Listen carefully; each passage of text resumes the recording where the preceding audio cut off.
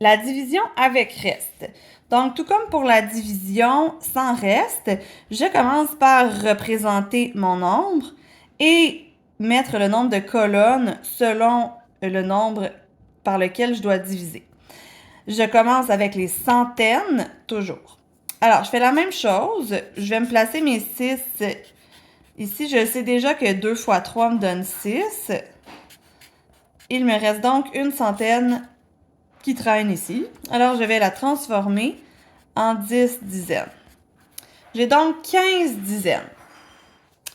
Mes 15 dizaines, si je connais mes tables, je sais que 15 divisé par 3 me donne 5. Donc, j'aurai 5, 5, 5. Si j'ai encore de la difficulté avec ça, je peux y aller un à la fois, comme ça, et je vais les barrer quand je les ai placés.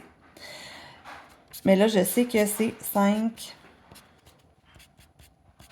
5, 5. J'arrive aux unités et là, je vais avoir un petit problème parce que je vais placer une unité dans chaque petite case. Et voilà. Là, j'arrive, il m'en reste une. Si je zoome vraiment beaucoup, je vais être rendue avec un cercle comme ça. Vous êtes d'accord? Là, ça grandit. Si tout ça, c'était des biscuits qu'on calculait tout à l'heure. Si c'était des biscuits qu'on se calculait tout à l'heure, des paquets de 10 biscuits, des paquets de 100 biscuits, vous êtes d'accord que là, je les sépare par 3 personnes, il resterait un biscuit à la fin. Mais qu'est-ce que je ferais avec ce biscuit-là? Je prendrais mon biscuit et je le séparerais, là, je dois le séparer en 3. Je le séparerais vraiment en 3 parties égales. Ce qui ferait, je pense à mes fractions. Si je sépare en 3, ça veut dire que je suis en tiers. Donc, je donnerais un tiers de biscuit ici, un tiers de biscuit ici, un tiers de biscuit ici. Tu sais, où cette partie-là irait ici, cette partie-là de biscuit irait ici, cette partie-là de biscuit irait ici.